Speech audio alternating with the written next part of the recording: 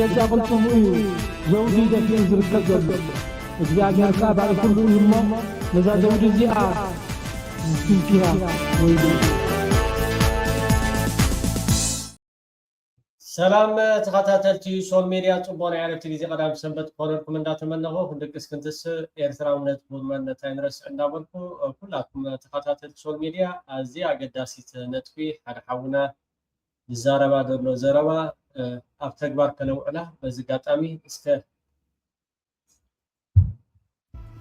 نحن مثلنا نقدم زلنا ويبا نقدم بينا زلنا هم زرداكم بناي فوت قدامت علينا حب كلنا ماريتيو كلا اجين ابتي ناي مريچ ازولو ويدما ابتي توب 4 خبص حزب صح النغرات اندحردهاليو ابو زولو كابتي حمشت رواحي اب ماس ميدا كمي مس حزبا تقبلنت الله كندي فولور الله وازبلك الله حجي كاباهم زدلنا زولو ناي سنيت حبتنا تيك توكا شومنتش فولور ترايزو بتعمي سحس انت قرد 1 مليون مبصحنا كاوس ترفقين 100 شح اب 24 ساعات كبتبصح قديتا سلازلوا ارتحتي منشن كغبرو لكم ابتحت قديفلكم اللهم ناتا نابوزح سبات نتبصح نزا فيديو زياوين شير كوبي لينك تغبروا عليكم اوريدكم وين امناتكم تسقلوا تقول يوم امناتكم ستور تسقلوا لكم فولو زيبلكم فولو بلوا 100 شح زي اب 24 ساعات نايسني تحبتنا تيك توك قديتا كتبصح اللوا ازي كنغبرونا عنا نخدي مودي كلتي نحنا نسرح نخل حمش ترقحيتات الله انا توب 4 5 زغل تي فوت كاب حزبيو اتناي ماس ميدا مس حزبا خاني كندي فلور اللوا كندي لايك يبحال كندي حدشتي مصيم يريو نتناتا بيج كندي لايك تركب قال خاني زيقدس وسخا بتعمي زيقدس نسو خاني دحرينا زلنا ولا عنك لنا ماريتي كلهم يقدموا منا زلو هجميت شخ قديتا سلخت بس حزلوا كاو بسترفا خاني نزوم كمزي ببزحي فلورات زلوهم سبات شربوا لهم ابوهم كاني تصعنوهم زلوهم قديتا تصوتوا غبروا لهم ابزي كاني منشن غبروهم ابتنا تاخيركم كم تغبروا بتعمي ازيا قداسي حبريتها نفس وقت ايرتراوي اذا حونا زولا زلو انا تقدمت كومنت تيك توك نايسيني تابع غبركم يالا فرصة فولو بلوا أقداس حبريتاي كبرت هبكا بتعمي كم زيجرنا لأننا تزولو كنتات شيرنا تبعهنا تدمسي صبون خيدان لنا بزنا تيك توك أبت محبرة ميديا خا كمي مس حزبان ركبان لوا زولون حدا روحي يبلنا نحونا تخكل أمبي بين يرون أنا كم زيادة حبريتان حدا النغيلون توددر 15 معاتي درون كلتا معاتي العلان لنا ابتناي دمص صبغ انا نخيدلنا كم زحونا زبلو زلوها كلن محبراو ميديا نطفتي كلاتكم محبراو ميديا نطفتي زي غداي كلاتنا محمد تجنزيكم ابت تغبرو سرحات اتخادت كم توساقي ني ارترا وكيلات ساتف سلازلا ابت مئتو بدبنا ابت مئتو مدبنا حساب زوددر زودا كل غزي خنزاربلو غوس كنغبرلو لا كلاتنا حلافነት يخون your family and everybody in your country in your language. سلام إرترا سلا أبزي نعخم وكيلة تطويلة أبز وددر زيك ساتف سابورت سلا زغوركم يمسكنكم تصفى قبركم خرعكم بكا صلوت نقبر دقفكم أي فليني. Thank you so much. Thank you so much my dear for joining us. سنة مكتال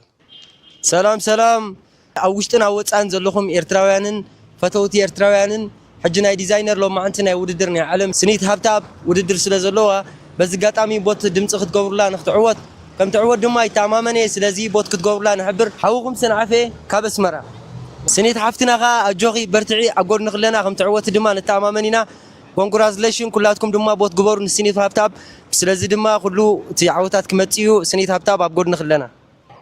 سلام أب كل غرنعات عالم زلهم تخاتلتن فتوتن إيرترا زخونكم نسني تحفتنا أبزي تساتفاتو زلا ويزاريت عالم دمصخ تكونوا بتحتنا نحاتت إذا ترغيب زلا عدل عب عدليمو نحنا كم إيرتراويان نخور علو نحبنا له سلازغونه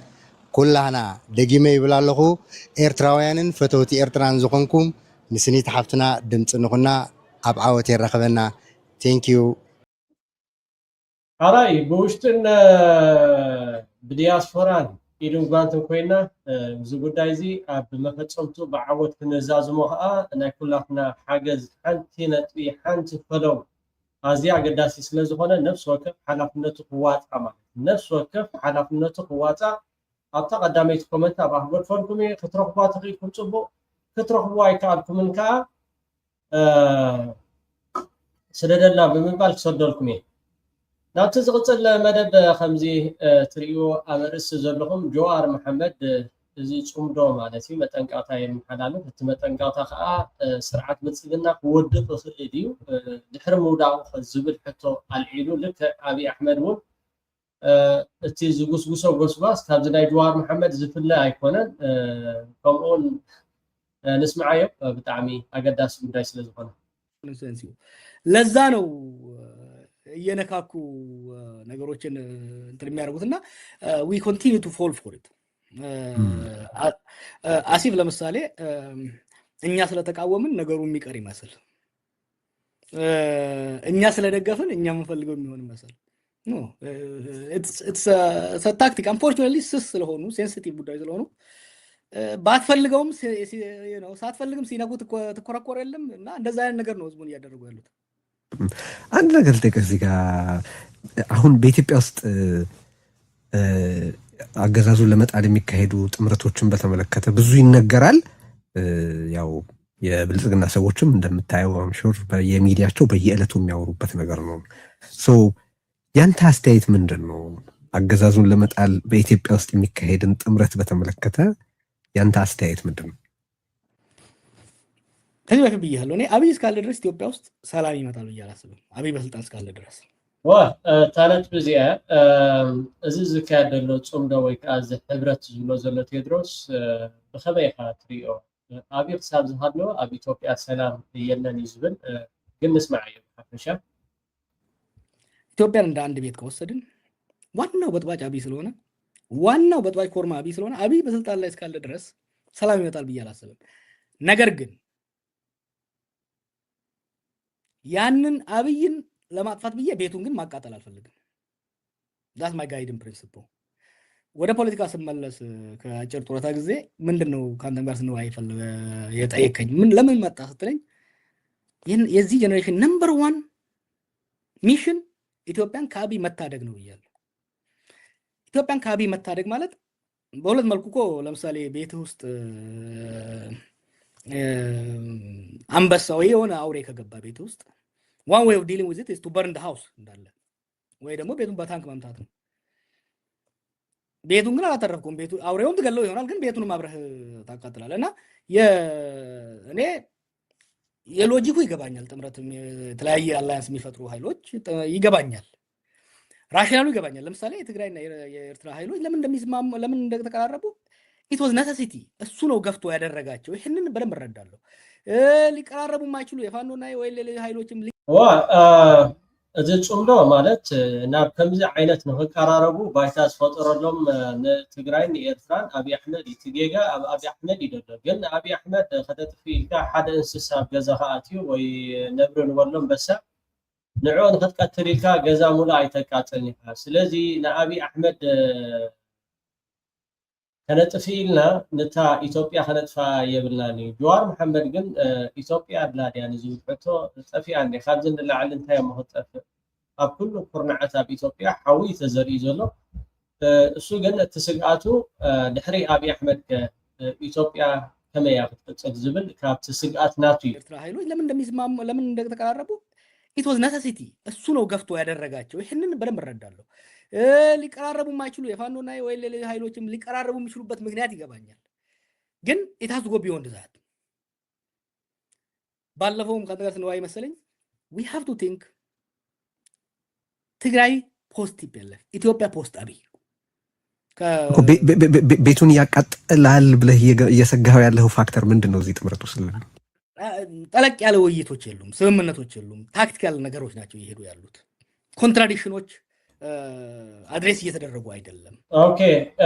እዞም ኣብ ፅምዶ በሐሳብ ተጠርኒፎም ዝኸሩ ዘሎ ታክቲካሊ ከምዚ ስትራቴጂ ወይ ከዓ ኣብ መፈፀምታ ንኣብይ ኣሕመድ ንምእላይ ጥራሕ ተሰማሚዖም ዘለዎም በር ሓደ ድሕሪ አብይ አሕመድ ዝብል ሓደ ጽሑፍ ወይ ከዓ ዝኾነ ነገር ዝሓዝዎ ነገር የለን ንአብይ አሕመድ ንምእላይ ጥራሕ ዝብል ከምኡ እዮም ዝኸዱ ዘለዉ ስለዚ ድሕሪ አብይ አሕመድ ንአብይ አሕመድ ምእላይ ቀሊል እዩ ድሕሪ አብይ አሕመድ ክመጽእ ዝኽእል ኣብ ከምዚ ነገራት ኣይተሰማምዑን ኣብ ከምዚ ዓይነት ነገር ኣየበሉን ዝብል ኣብቲ ኣባል ጽምዶ ዘይምዃን እዩ ሕጂ ጀዋር መሐመድ ኣብቲ ጽምዶ ከምዘየለ ኢኻ ዘርእየካ ያ ብቻ ሳይሆን ወደ አላያንስ ስትገባ ወደ ታክቲካል እንኳን ሲገባ አንዳንድ መሞረድ ያለበት ልዩነቶች ሊሆኑ በእኔና በአንተ መካከል ልዩነት ሊሆኑ ይችላሉ ስንስማማ ግን አትሊስት እነኛን ልዩነቶች ወደ ኋላ ማቆየት መቻል አለብን አትሊስት አሁን ላነካቸው ማቆየት መቻል አለብን እና እስካሁን እንደሱ ያደርጉ አይመስልህም አሁንስ ጉዳዮቹ ላይ መስማማት ይችላሉ በነገራችን ላይ ወይስ ሜካኒዝሙ ላይ ነው መግባባት ያለባቸው የመፍታት ሜካኒዝሙ ላይ ስላላየሁት እስካሁን ካየሁት ለመገምገም እንግዲህ ያው ችግሩ የወታደራዊ አላያንሶች ችግሩ ነው ታውቃለህ ሚስጥራዊ ናቸው ለዛ ነው እኔ ፖለቲካ ቢቀድም ይሻለኛል ከወታደራዊ ነገሮች ፖለቲካው ወታደሩን መምራት አለበት ወታደሩ ፖለቲካውን የሚመራ ከሆነ አስቸጋሪ ነውና ሎጂኩ ይገባኛል ለምን የሚሄዱበት ግን አታርጉ አርጉ አይደለም ይያልኩ ያለሁት ግን ጠለቅ ማለት አለበት ከህዝቡ ውስጥ እየተነሱ ያሉ ጉዳዮች አብይ ለምን ነው እየተጠቀመ ያለው አብይ እኮ በቀላሉ አሁን ሪዘንትመንት አለ ህዝቡ ውስጥ አብዛኛው ሀገራችን ህዝብ አብይ እንዲወገድ ይፈልጋል አብይ ሲወገድ ግን ሀገሩን ማጣት አይፈልግም እና እኛ በተቃዋሚ ጎራ ያለን ኃይሎች ሊኖር የሚገባው ስትራቴጂ አብይን ማስወገድ ብቻ ሳይሆን ከአብይ በኋላ ሀገር መኖሯን ህዝባችን ልናሳምን እንችላለን ወይ ማሳመት አለብን ያን ግን ያሳመን አይመስለኝም ዘፋክታት አንተ ይሄን የምጠይቀኝ ራሱ እንደ ጋዜጠኛ ኩሉ ኢትዮጵያዊ አብይ አሕመድ ክእለየሉ ድሌት ኣለዎ ድሕሪ አብይ አሕመድ ዝብል ሕቶ ግን ዓብ ሕቶ ስለ ዝኾኖ ዝብል ኣብዚ ጉዳይ ዝኽኣቶም ኣብ ጽምዶ ዘለዎ ልክዕ አብይ አሕመድ መፈራርሒ ዝጥቀመሉ ማለት ድሕረይ ኢትዮጵያ ትበሃል የላን ኢትዮጵያ ክመርሓ ዝኽእል ኣነ ጥራሐ እሱ ከዓ እዞም ሓይልታት እዚኣቶም ኢትዮጵያ ንምብትታን ኢትዮጵያ ንምፍራስ ኢሎም እዮም ዝሰርሑ ዝብል ዘረባታት ካብ አብይ አሕመድ ቀጻሊ ይስማዕ ሕጂ እውን ጀዋር መሐመድ እቲ ቀሚጥዎ ዘሎ ሕቶ እኮ ትክክል እንተኾነ ግን ኣብቲ ናይ ጽምዶ ኮይኑ እጃሙ ወይ ከዓ ዝኾነ ነገራት ክገብር ከዓ ጽቡቕ ነይሩ ግን ኣብቲ ናይ ጽምዶ የለን እንታይ ደኣ ድሕሪ አብይ አሕመድ ክመጽእ ዝኽእል ኣብዚ ጉዳይ እዚ ኣይተዛረቡን ስለዚ እዚ ጉዳይ እዚ ብኸመይ ጥያቄዎች ታገኛለህ ከየቦታው እኔም አሁን አገኛቸዋለሁ እና ሰው ፍራቻ ውስጥ አለው ፍራቻ አለው ዴይ አፍተር አብይ ምን ይመስላል የሚለውን ቁልጭ አድርገን ማሳየት መቻል አለብን ሃው ማለት ምን ሲያደርጉ ነው ያንን አድርገዋል የምትለው ለምሳሌ ምን በትክክል ያንተ ምክር ሐሳብ ምንድነው ዋና ጉዳዮች ላይ በአካሄድም ላይ ምንድነው እሺ ትብብሩ እንዴት ነው በምንድነው ቢተባበሩ ወታደራዊ ትብብር ነው ፖለቲካዊ ትብብር ነው እነዚህ ኃይሎች ለምሳሌ አሉ አይደለም የትግራይ ኃይል ሲመጣ በአማራ ውስጥ ላይ አልፍ ነው የአማራ ኃይል በኦሮሚያ ላይ አልፍ ነው ድንበር ላይ የተነሱ ሴንሲቲቭ ጉዳዮች ሰሞኑን አሁን በኋላ እንደርስበት ወለጋ ላይ አብይ የተጫወታቸው ያሉ ታክቲካሊ ስማርት ጌሞች አሉ ኦሬዲ አሁን ወለጋ አማራና ኦሮሚያ ድንበር ላይ ጦርነት አስከፍቷል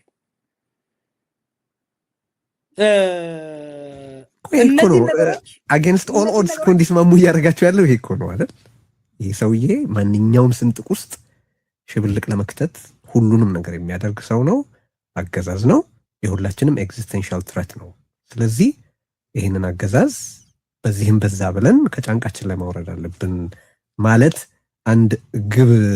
አይደለም ወይ በነገራችን ላይ በመትለው ስማማለሁ እኔ ግን ሲስማሙ ቢውሉ ሜካኒዝሙ ላይ ለምሳሌ ህዝብ ተሳትፎ ችግራችንን ለመፍታት እንስማማ ሊሉ ካልሆነ በስተቀር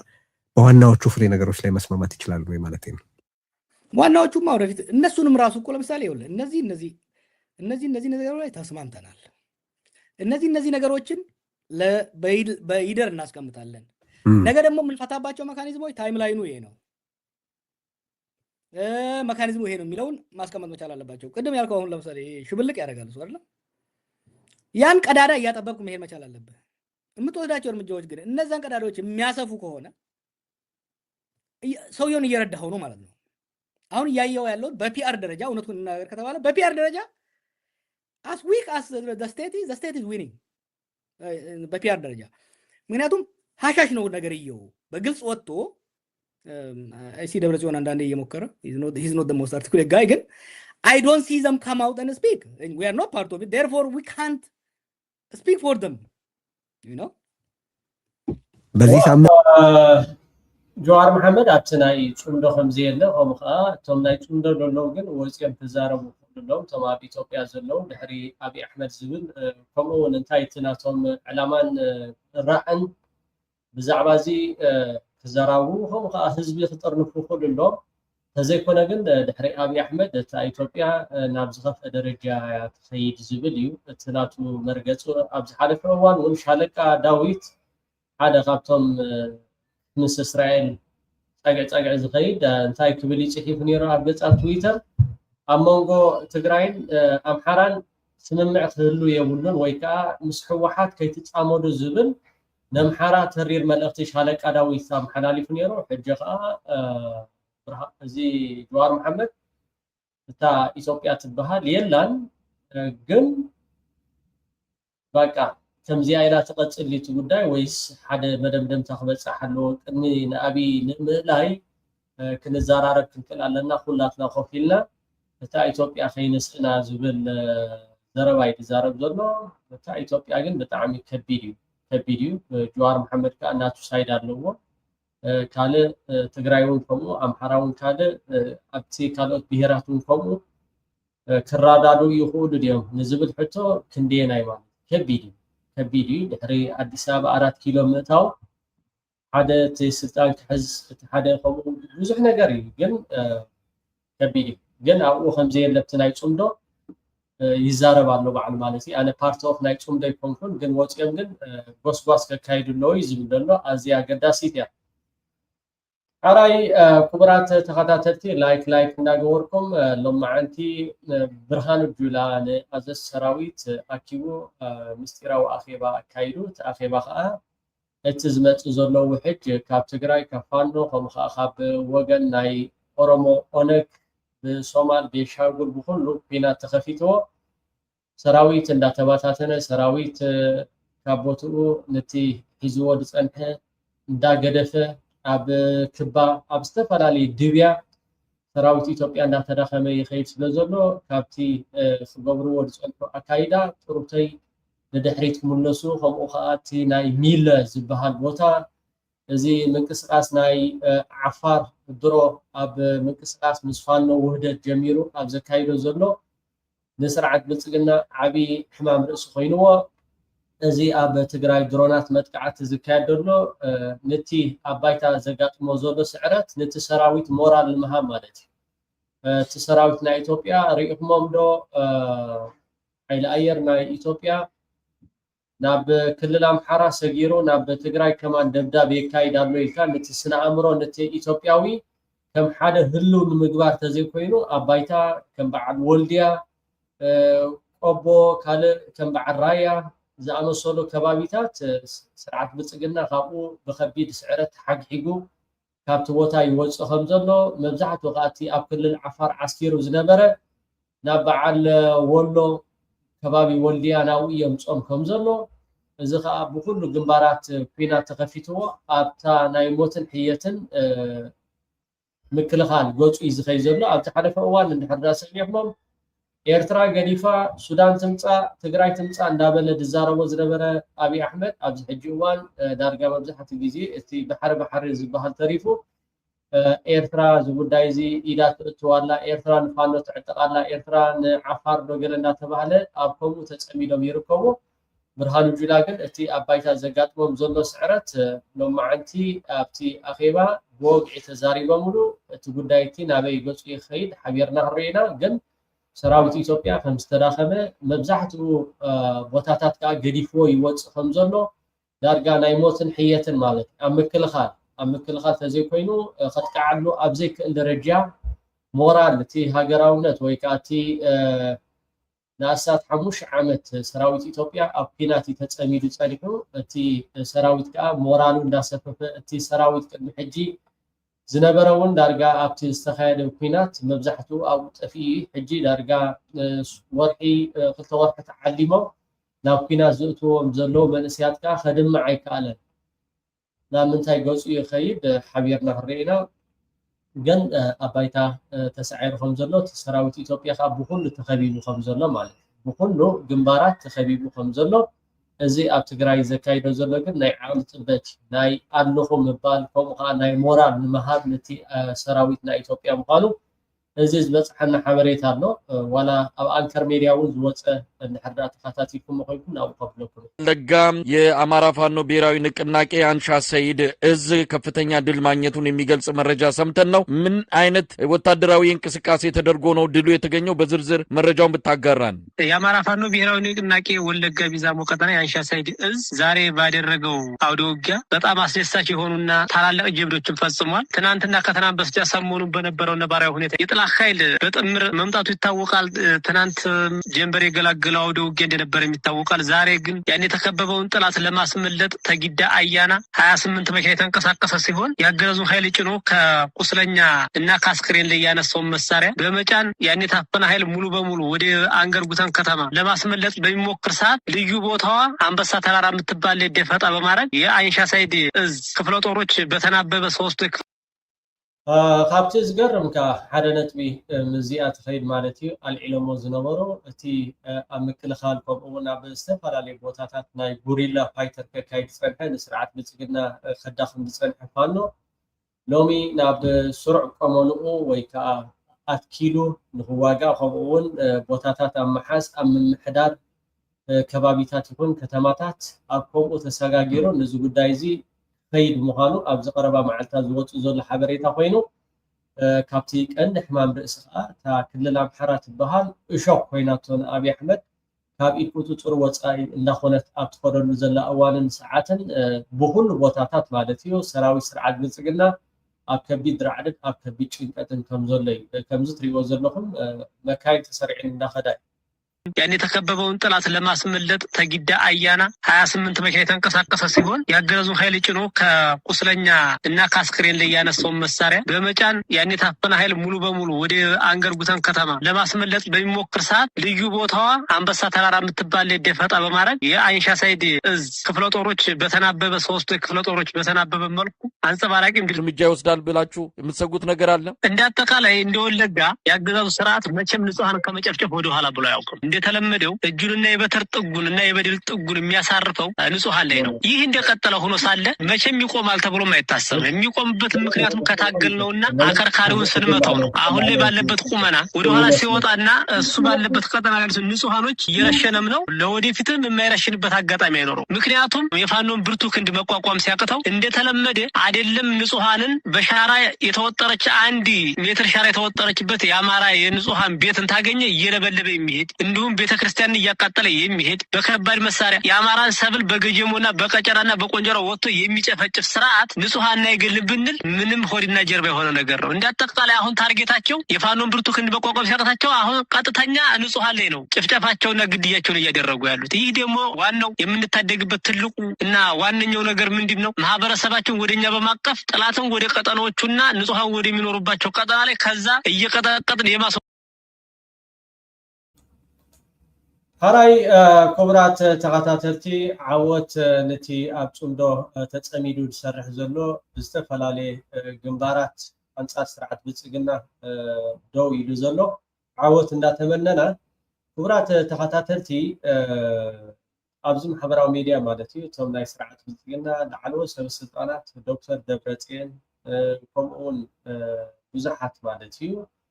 ኣስማት ይገልፁ ማለት እዮም። ኣብዚ ንዓኻትኩም ንከምፃኩም ክብረ ስለ ዘይብልኩም ማለት እዩ። ግን ናብ ኤርትራ ናብ ኣስመራ ዶክተር ደብረፅዮን ዝብል ኮሚታት ከይዶም ናይ ፋኖ ዘመነ ካሴ ኣስመራ ከይዱ ገለ ዝብል ማለት እዩ። ኣብዚ ቀረባ ድሕሪ ወርሒ ወይ ከዓ ድሕሪ 2 ወርሒ ኣለኹም ዲኹም የለኹምን ኣይደሎም እንድሕር ዳኣ ሃልይኹም ግን ኣብ ኤርትራ ኣብ ሱዳን ኣብ ግብፂ ኦፊስ ክኸፍቱ ምዃኖም በዚ ጋጣሚ ቤት ፅሕፈት ማለት እዩ ቤት ፅሕፈት ክኸፍቱ እዮም። እዚ ከይዲ መፅኢ ገለ ዝበሃል ነገር ኣደይኮነስ ቤት ፅሕፈት ክኸፍቱ ምዃኖም ይዕሪኹም ክትሓሙ ይዕሪኹም ክተግርዑ ከይዶም ኣይከይዶም መፅኦም ከይዶም ግን ዝብል ዜና ቀዳማይ ነገር ፕሩፍ ከተቕርቡ ትኽእሉ ፅሑፍ ሓደ ዝተጨበጠ ነገርስ ብክንዲ ዕለት ኣብ ከምዝን ብቪድዮ ወይ ከዓ ብስእሊ ዝተሰነየ ከተምፅኡ ትኽእሉ ኣለኩም እንተኸደ ከዓ ፅቡቕ ሰዋት እንታይ ከም ከተምፁ ዶክተር ደብረፅዮን ዋላ ዘመነ ካሴ ተኸደ ሰዋት እንታይ ከም ከተምፁ በዓል ሓኽሉ ድማ ዓዲምኩሞም ሻብ ኣዲስ ኣበባ እንታይ ደም ዝብሉ ዘለዉ ሰራዊት 20,000 ዶ ሒዝና ናብ ኤርትራ ክንኣቱ ኣንፃር ሓይልታት ምክልኻል ኤርትራ ክንዋጋእ ኢሎም ኣድግን ሓመዶ ኣኪብኩም እኮ ኣዲስ ኣበባ ንስኻትኩም ከንታይ ዲኹም ትገብሩ ኣለኹም ዶክተር ደብረፅዮን ይኹን ዘመነ ካሴ ይኹን ካልኦት ይኹኑ ተምፀናዮም ኣብ መሬትና ንዓና ይምልከት ኣብ መሬትኩም ኣቲና ዳ ከምኡ ኣይንግበር ዳ እምበር ኣብ መሬትና ኣብ ገዛና ድልያትና ንእትወሉ ስለዚ እዚ ዜና ኣይኮነን ከምዚ ቅድሚ ሕጂ ከተፈራርሑ ገለ መዓስ ኣበይ ገለገለ ሰዋት ድሕሪ ወርሒ ድሕሪ 2 ሰሙን 3 ሰሙን ቤት ፅሕፈት ናይ ሕወሓት ከምኡ ከዓ ቤት ፅሕፈት ናይ ፋኖ ኣብ ግብፂ ኣብ ሱዳን ተኸፊቱ ክሰምዑ ይዕሪኹም ከተጉርዑ ይዕሪኹም ክትሓምኑ ቀዳሚ ሰንበትኩም ተደፊኣ ክትውዕል ማለት እዩ እቶም ካድራት ናይ ብልፅግና ብምቕፃል ክቡራት ተኸታተልቲ ሓውና ሄኖክ ፓስታ ኣጆኻ ሰብ ኮይኑ ዘይጋገ የለን በርትዕ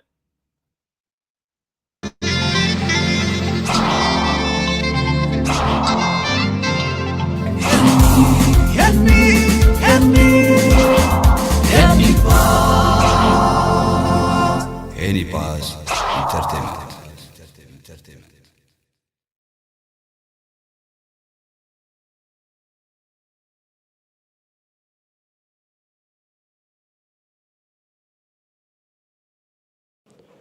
سلام زخبركم تعزبتنا خمي تغنيو لحد يغنيهم نبدأ على فوق أن دزرقعنا فيديو نيرو نبدأ على قبلوس بمغاد زقات مدنقت نحنا غاسيلنا انترفيو جرنا باخ مقريم يعني يرنا قلنا احنا بنكير كلنا كل جزء معنا زردانا ما تيسي بعين حاجز كمون هزبون كاو مارا لكنا خمي جرنا نحزم على نكاتو لما بدبلنا حسيبنا قن حقي ما سأبت حقي دولو بوليسون يتصاري وهم دولو كم فلوت نقر حسيبنا نحنا استفلا هزبي استفلا سب ناتقطع قليتو كم نفتنا إنبوكس تصحفنا بزح سب تصحفونا بمدوارون زرولنا بزح سب دويلنا له نحنا غا يغريتا ما تيساب حقرو له دي تتصاري زلو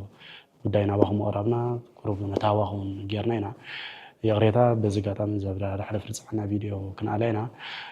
كل ነገር ካ ፖሊስ ንጎን ምሸትን ከይደ ቆሱም ናቶም ተሓባበርቲ ኣካላት ንኾይኖም ድማ ነዚ ጉዳይ ዝብዕቱ ሒዞም ኣለዉ ተኸታቲሎም ድማ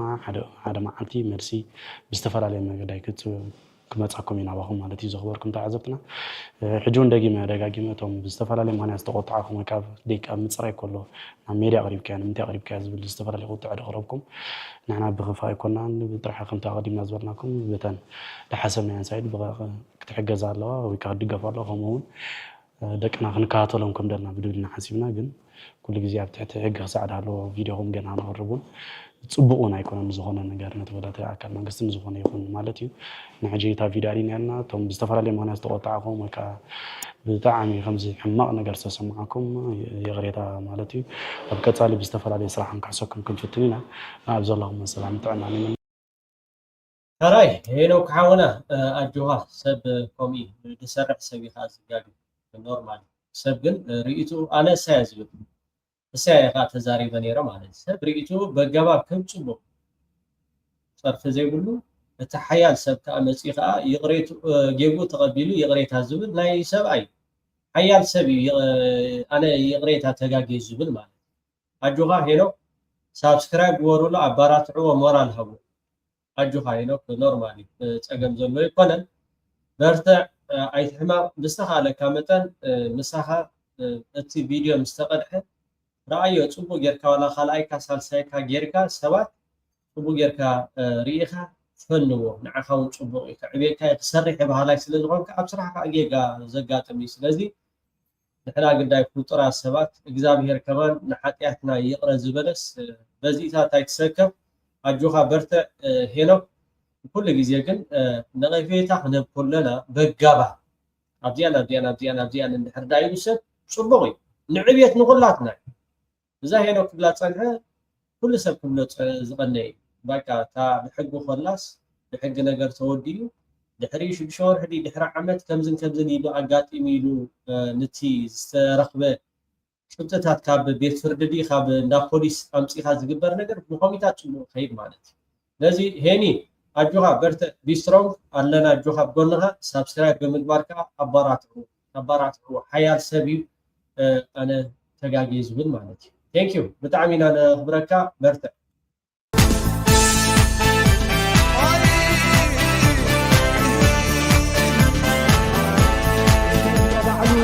بجد قلتم